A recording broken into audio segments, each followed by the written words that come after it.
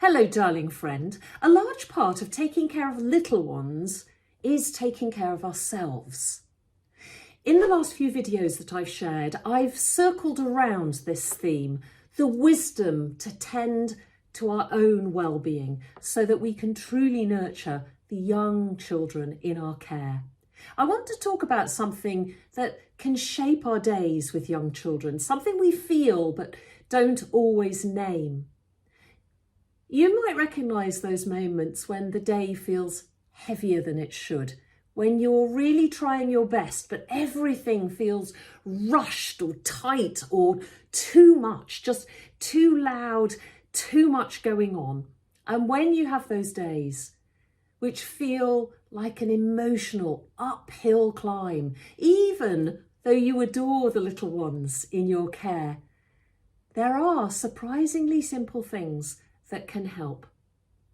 But honestly, caring for children, we all know, whilst we're being stretched thin in our work, in our lives, in everything that's going on around us, this fast-paced, busy and exciting world, this world which also finds us in disconnection, there are things that make caring for children really challenging. Just challenging. I know. Oh my goodness. We love them fiercely, don't we? And still our patience can wear out. It can wear through. It can be that way for a few days before we get a chance to rebalance ourselves. And then we might react in ways that we regret. We're less of the adult that we would really like to be. And yet, there is a different way to move through these moments, and a way that makes a day feel calmer or clearer or more connected. And not by being perfect, for sure. We're not perfect. Not by being endlessly cheerful either, but by approaching the moment with what I call open-heartedness. Now, I don't mean wearing your emotions on your sleeve or saying everything that you feel. I don't mean telling children everything that's going on or answering their questions in ways that aren't age appropriate. I don't mean pushing yourself to be endlessly kind and gentle. Open-heartedness is simpler and stronger than that.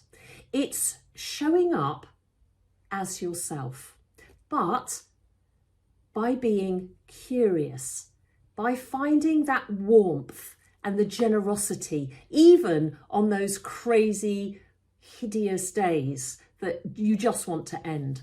The children sense the realness instantly. If you are naturally a bubbly person, then they relax into that brightness. If you're a more quiet, reserved sort of a person, they settle into that softness. What they're responding to isn't the style of who you are, it's the truth of who you are. But when we're bracing, pretending, pushing down our own feelings, trying to get through, they feel that wobble, don't they? Not because they judge it, but because children read emotions and emotional truth long before they can read words. So the real transformation begins not with new techniques or with a new set of I should do this or I must do that, but in the way that you relate to yourself in each and every moment. Treat yourself with kindness. When you actually listen to your own internal instincts, I just need to take a moment. Those underlying needs of your child, so they're screaming, what is underneath it? Then life will, bit by bit, get easier. When I couldn't cope, I would sing a song or a lullaby, because it's actually impossible to be angry when you sing. And that gave me the pause I needed before I responded. It gave me time to come back into myself, to be aware of the emotions that had taken over, probably as a result of my own upbringing and the way I was parented, which was challenging. And those words, you know, that we say, I will never say that, and out of your mouth they come tumbling. But when you pause, it's possible to get back to the truth underneath that knee-jerk reaction, whatever it was that triggered that alarm or that confusion or the anger. And if you then can open your heart and be gentle, be truthful, striving to become someone a child can emotionally rely on is an important job of parenting, of grandparenting, so that they then have a template for feeling safe and secure in the world. Now, here are a couple of simple things, doable things that might make a difference to you. I'd love to know if they help. First, before you respond to a child, especially when they and you are overwhelmed, pause. One slow breath and silently ask yourself, what is the most open-hearted response I can offer now? Just here, now.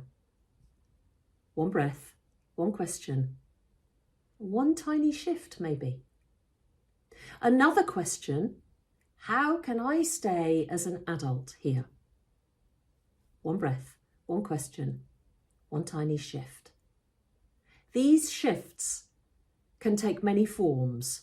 A warmer tone maybe, a clearer boundary, a quiet, I can see that you're struggling, a softening of your shoulders and your forehead maybe, so that your body says to the child, I'm here and you're safe.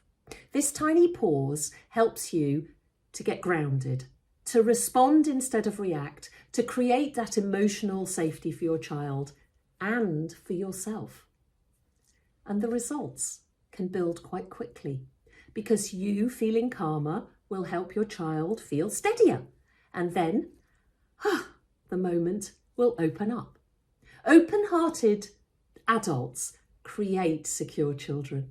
Children who want to explore bravely, recover gently, and trust that they are loved and understood. You don't have to change who you are. You simply have to show up in that open-hearted way as often and as many times as you can. It will take practice. It took so much practice for me, and I don't get it right, but I know that when it did work, it made such a difference. That softer chest, steadier breath, and a willingness to connect. And you don't just change your own life, you change that of your child, and that has a ripple effect right the way across the universe. And stories helped me. When I was feeling frustrated and challenged, I would sit down, sing, as I said, and then maybe tap into a story. Because I also felt that I needed to change my own story, the way I was parented, and shifting that so that I had a better connection with my children. Keep choosing curiosity over control, softening over bracing, connection over reaction. Your open heart, imperfect, brave, honest, changes everything, as I said, for you, for the little ones learning how to become confident adults by watching you, by imitating you. Open-heartedness. And that is my provocation to you today. How is the best way for you to be open-hearted? Thank you. If you're enjoying these videos, please consider liking or commenting. I love to hear what you have to say, whether you agree with me or not. And if you think somebody could do with hearing this, please do share it with them. Thank you for being part of my community. Go well and keep sharing stories.